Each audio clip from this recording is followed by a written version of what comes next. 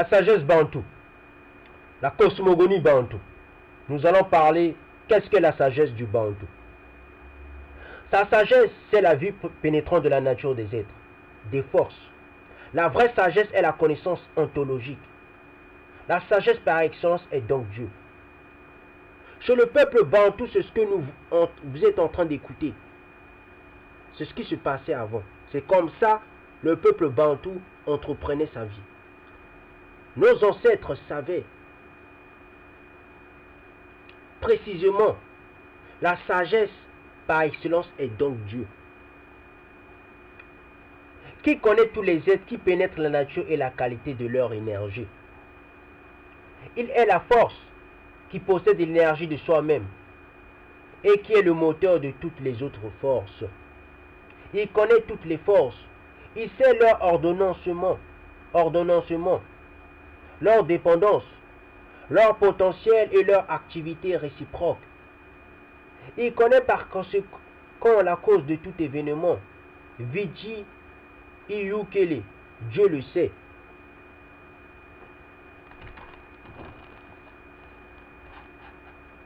Telle est l'ultime référence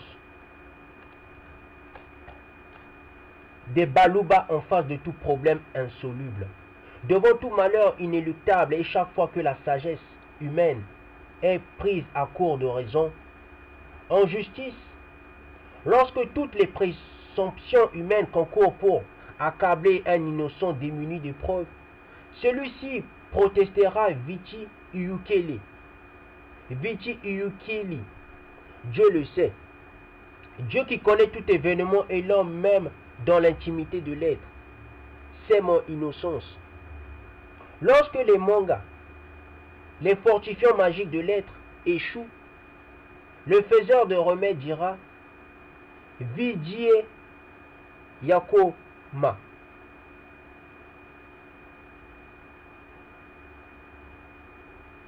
Dieu est fort.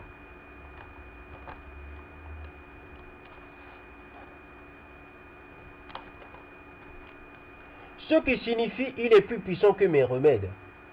Mais ceux parmi les païens qui ne croient pas à ces inductions d'énergie vitale que les occidentaux désignent communément comme magie, diront en se résignant devant un malheur dont la cause leur échappe, Vidye Iyukele, Dieu sait et il permet. Rien ne se fait en effet sans la permission du plus fort. La sentence. Il sait signifie certes, il connaît l'événement, mais bien plus encore, il a ses raisons. Dieu connaît. Il donne à l'homme la puissance de connaître. Rappelons que tout être est force, que chacune de ses facultés est une force. Il existe donc la force de savoir, comme il existe la force de vouloir. Chez le peuple bantou, tout est spirituel. C'est pour cela la langue bantou, c'est la langue la plus spirituelle du monde. Parce que tout ce que le peuple bantou faisait, c'était directement relié au Créateur. Ainsi, les hommes ont la puissance de savoir. Ce sont, ayant tous les ancêtres, les bas, vidiers, et parmi eux, les aînés, morts ou vivants, qui savent. La vraie connaissance, la sagesse humaine sera donc également métaphysique. Ce sera l'intelligence des forces, de leur hiérarchie, de leur cohésion et de leur interaction. Le peuple bantou connaissait la métaphysique. Il savait qu'est-ce qui se passait dans les cieux, dans le monde des âmes. Il le savait très bien.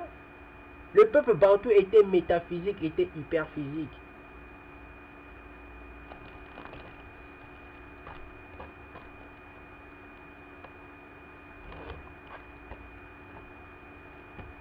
J'ai énoncé la primauté des ancêtres, des aînés. En effet, tout comme la force vitale humaine, son être n'existe pas par elle-même, mais se trouve et demeure essentiellement dépendante de ses aînés. Ainsi, la puissance du savoir est, comme l'être lui-même essentiellement dépendent de la sagesse des aînés.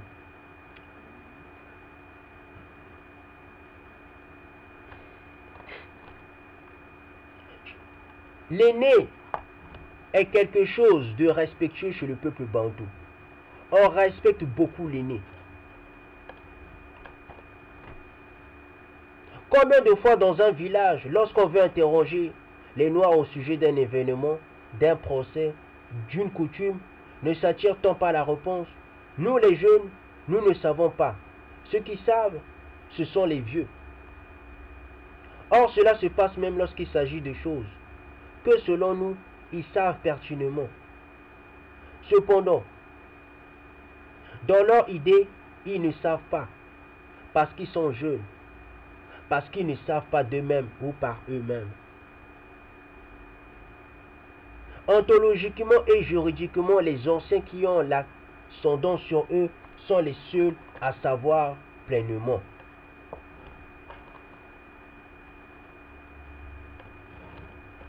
Vous voyez, les anciens dont on parle de la Bible, ça vient aussi de l'histoire du peuple bantou. Le peuple bantou, même quand le peuple bantou savait bien l'histoire, il disait aux étrangers, non, allez-y vous documenter chez nos anciens, chez nos vieillards. Quand la Bible se rejoint avec l'histoire du peuple bantou, ça ne fait que un. En dernière instance, leur sagesse dépasse celle des autres hommes. C'est en ce sens que les vieux disent, les jeunes ne peuvent pas savoir, sont les anciens.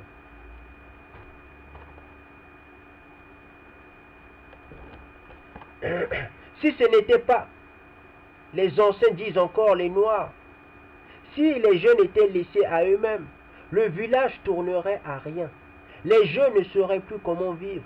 Ils n'auraient plus d'usage, ni de loi, ni de sagesse. Ils divagueraient jusqu'à se perdre. L'étude et la recherche personnelle ne donnent pas la sagesse.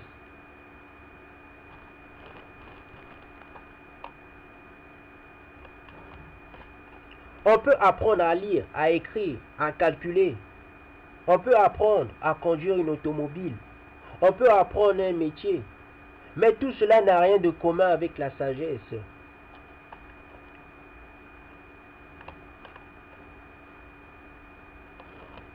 Cela ne donne pas l'intelligence ontologique de la nature des êtres.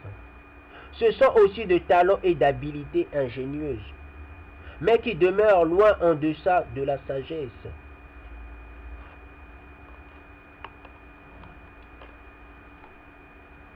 Ainsi parlent les Bantous traitant de leur sagesse.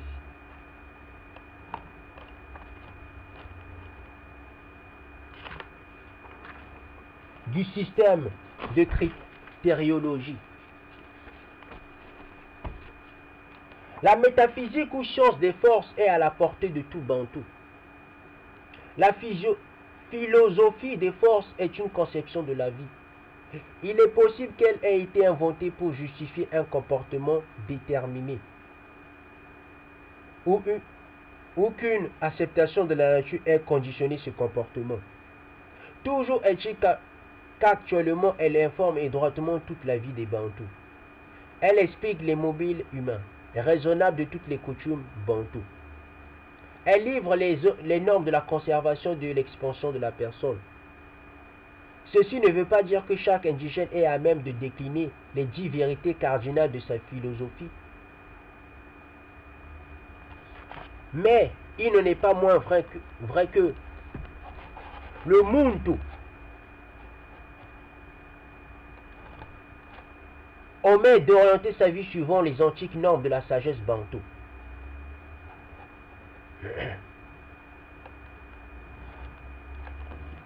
Le Muntu, quand on dit le peuple, quand on dit les Bantous sont les Bantous, ça veut dire aussi ce sont les Muntu. Les Muntu, ce sont les forces agissantes de l'être humain.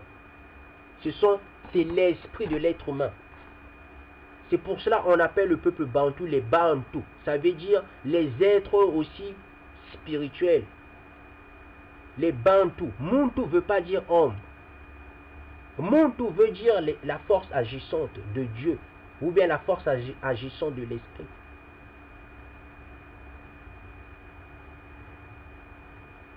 Les antiques normes de la sagesse bantou se fera traiter de Kidima par ses frères, c'est-à-dire de sous-hommes.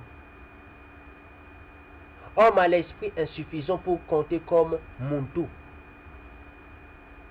Le Muntu normal possède sa philosophie. Il reconnaît des forces dans les êtres. Il sait l'accroisement de l'être et ses influences ontologiques. Il tient compte des lois générales de l'induction vitale comme nous l'avons exposé ci-dessus au chapitre traitant de l'ontologie bantou. Le peuple bantou ne vivait que de lois. S'il n'y a pas de loi chez le peuple bantou, il n'y a plus de vie. C'est comme ça qu'on reconnaît le peuple élu. Le peuple élu ne vit qu'avec des lois. Le peuple bantou, c'était aussi pareil. Nous poursuivons la cosmogonie bantou. Cette ontologie, tant qu'elle reste une science universelle, vraiment philosophique, est le bien commun de toute la communauté bantou. Cette sagesse universelle est acceptée de tout. Elle n'est plus soumise à la critique. Elle vaut dans ses principes généraux comme vérité irréfragable. Dans notre moderne civilisation occidentale, nous en sommes arrivés, après avoir sapé les fondements même de l'esprit humain, à devoir poser la question: qu'est-ce que la vérité? Comme s'il fallait s'étonner de traiter une matière aussi étrange. Il en est fait une nuit que l'on doit se remettre en campagne pour faire accepter par des hommes de race blanche que la philosophie chrétienne et ses fondements, la loi naturelle et la philosophie universelle humaine, se trouvent à la base de la culture occidentale. Il est une nuit encore qu'il soit nécessaire de leur rappeler que les atteintes portées à ces fondations mettent en péril l'édifice tant vanté de leur civilisation pour laquelle ils prétendent faire la guerre. Chez les Bantous, nous trouvons une situation complètement renversée. Chez nous, il n'est qu'un système de philosophie complet, fournissant une explication satisfaisante et adéquate à tous les problèmes de la vie. C'est la philosophie chrétienne. À côté de ce monument, nous retraçons des éléments épars et peut-être des résidus d'une philosophie magique périmée. Chez les Bantous contemporains, nous trouvons une philosophie magique dominant la pensée et pratiquement reçue universellement, et à côté de ce bloc, nous retrouvons quelques éléments épars d'une philosophie antérieure, plus saine et plus vraie, qui ne connaît pas les interférences des influences ontologiques.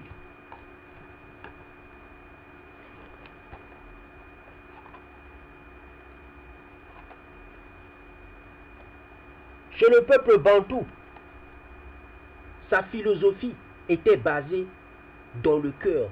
Tout ce que le peuple bantou faisait, c'était relié à l'esprit.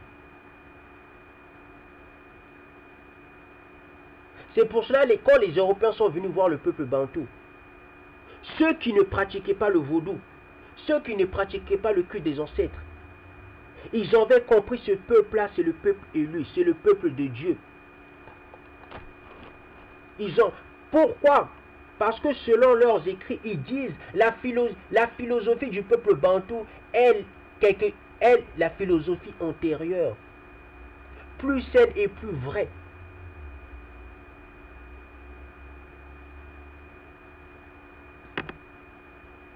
Ça veut dire que c'est la philosophie la plus sainte, la plus pure, qu'il en soit de toutes les nations.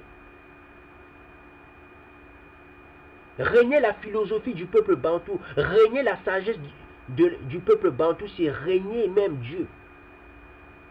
Celui qui s'attaque au peuple bantou s'attaque directement à Dieu. Si les Bantous acceptent si généralement leur conception actuelle à l'abri du doute, c'est, nous disent-ils, parce que leur sagesse leur est engendrée en même temps que leur force vitale, par les parents et les ancêtres, qui continuent à leur enseigner par la divinisation. Cependant, ils puisent d'autres arguments de leur propre fond. Leurs ancêtres issus de Dieu même ne devaient-ils pas en savoir plus qu'eux-mêmes? Or, leurs ancêtres ont vécu de cette philosophie. Ils ont gardé et transmis la vie en recourant à ces forces naturelles. Ils ont sauvé la communauté bantoue de sa destruction. Leur sagesse semble par conséquent juste et adéquate. Nos ancêtres, selon les Européens, ceux qui nous ont ramené la Bible, ils disaient et ils disent, la sagesse du bantou, c'est ce qui sauve la communauté du peuple bantou. La sagesse du peuple bantou, c'est la sagesse de Dieu. C'est la pensée créatrice de Dieu. Leur sagesse semble par conséquent juste et adéquate. De plus, cette sagesse de vie est si parfaitement adaptée à leur vie, à eux, qu'elle ne laisse pour ainsi dire aucun problème sans réponse. Vous voyez, la sagesse du peuple bantou avait toutes les réponses.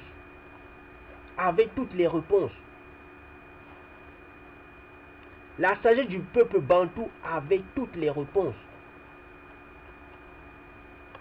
Savez-vous, cette sagesse qui est expliquée dans la cosmogonie du peuple bantou, ça ne vous fait pas penser à la sagesse de Salomon? Salomon n'avait pas toutes les réponses. C'est pour vous faire dire, quand vous lisez la Bible, vous lisez la cosmogonie du peuple bantou, vous voyez que la cosmogonie du peuple bantou, c'est la même chose que la Bible.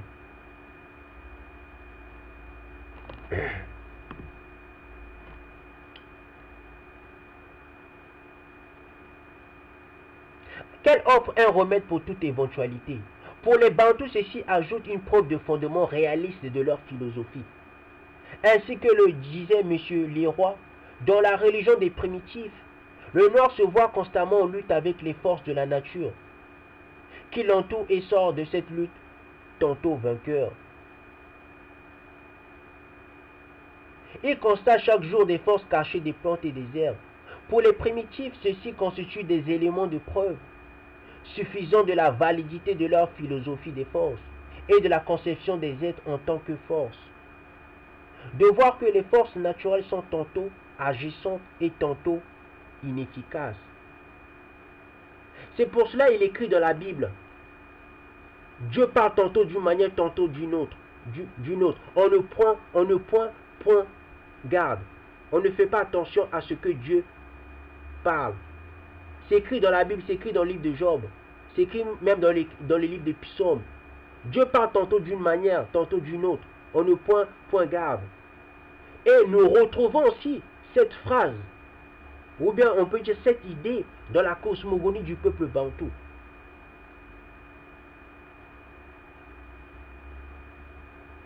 De voir que les forces naturelles sont tantôt agissantes et tantôt inefficaces. Suffit pour lui à justifier la déduction qu'un être, c'est-à-dire une force, peut tantôt se renforcer, tantôt s'affaiblir. Que la force d'un être peut devenir inactive. Que le boinga peut s'en aller, refroidir ou être piétiné, et ainsi qu'il s'exprime.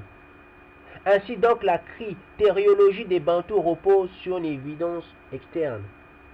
L'autorité et la force de vie dominante des ancêtres, elle repose en même temps sur l'évidence interne de l'expérience de la nature et des phénomènes vitaux, faits de leur point de vue.